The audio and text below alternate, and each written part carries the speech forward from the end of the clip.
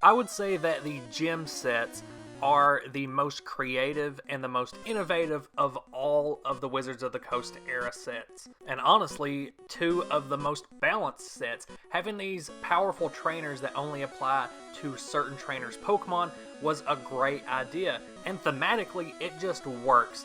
I love the idea of having a Brock trainer core that you compare with all of these different Brock Pokemon, and you kind of get into the groove of how a Brock deck works, and then you can switch gears to maybe an Erica deck and see that there's a completely different playstyle here with the synergy between the Pokemon and the trainers. Unfortunately, that's one of the reasons that Gym Heroes is considered to be a weak set, is because the Pokemon weren't particularly strong because they had backup from these powerful trainers. So it did make it difficult to mix and match Pokemon from different trainers, because then you would basically have to include all of these trainer cards in order to support those Pokemon and bring out their full potential.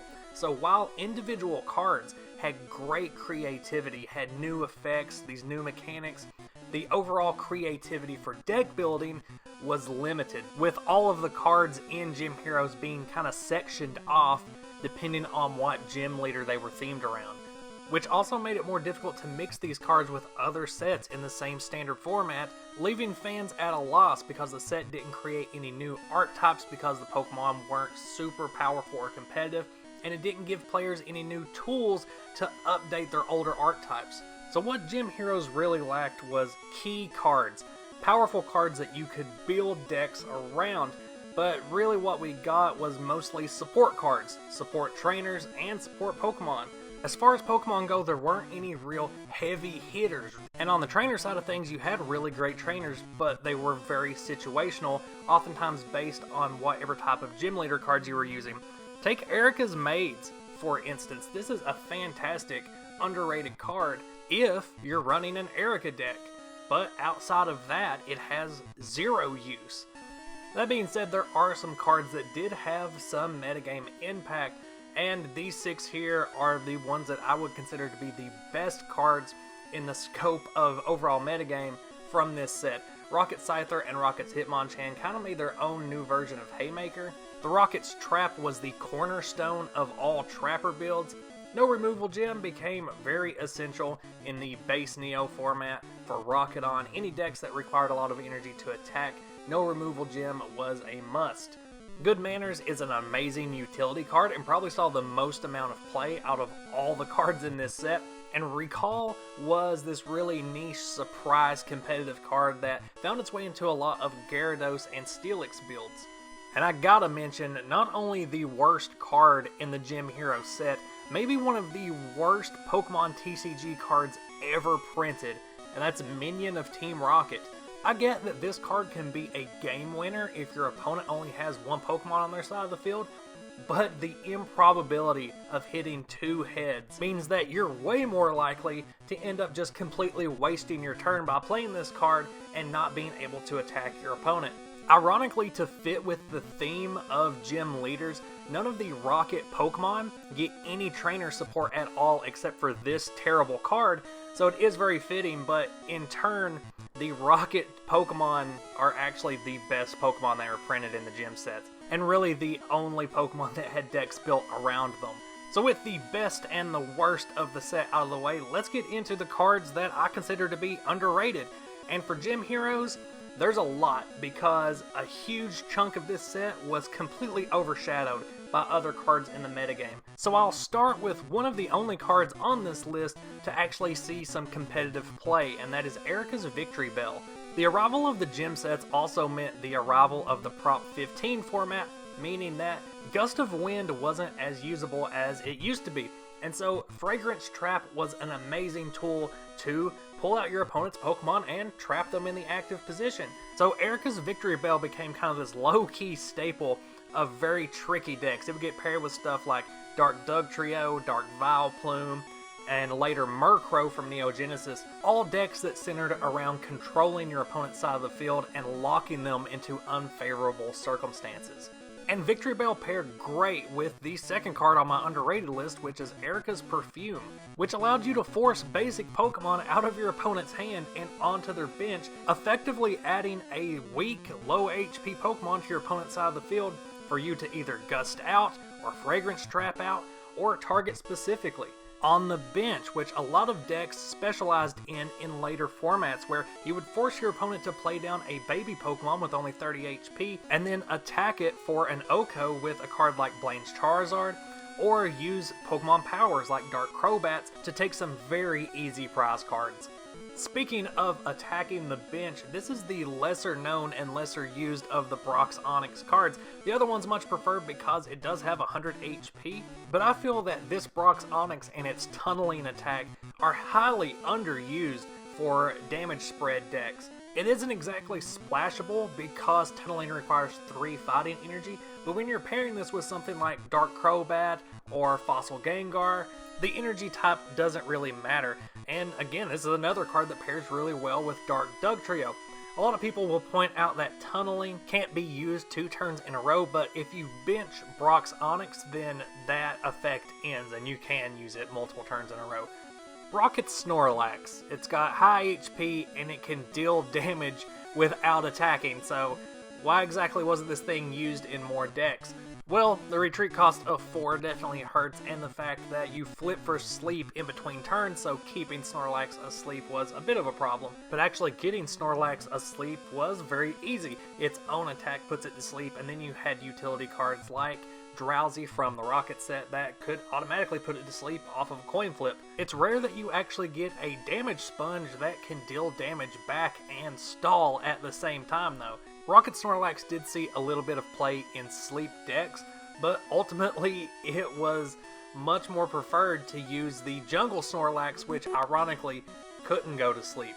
Let's move on to Sabrina's ESP, which you could attach to a Sabrina Pokemon, and if that Pokemon used an attack that flipped coins, you could re-flip those coins if you didn't like the results. And for the Pokemon TCG, that is huge, especially when you consider some of the cards in the Sabrina arsenal that utilized coin flips. The ability to re-flip all of your coins could be devastating with these cards. Because this trainer is based on ESP, I wish it would just let you call a coin flip without actually having to flip it, but that could potentially be extremely broken.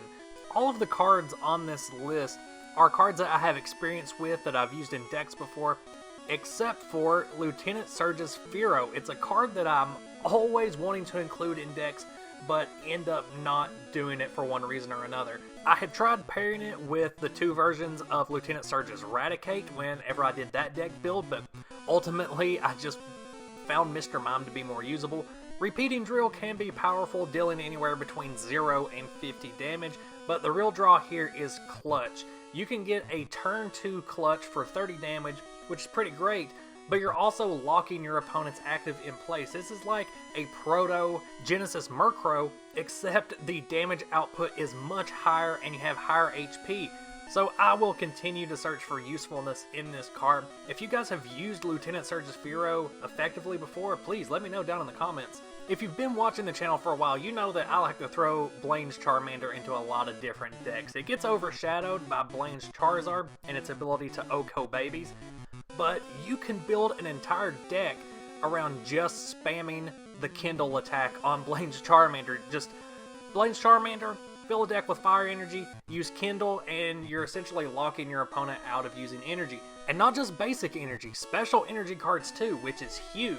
We're talking about a card that can single-handedly shut down a Sneasel deck or a Steelix deck just by getting rid of those special energy cards. But again, the problem is that it's not splashable. You need a lot of fire energy in your deck in order to fully utilize this card, so it's kind of locked into being just a fire deck card or just a Blaine deck card. But if you are playing a fire deck in a format where Gym Heroes is involved, you really need to consider Blaine's Charmander.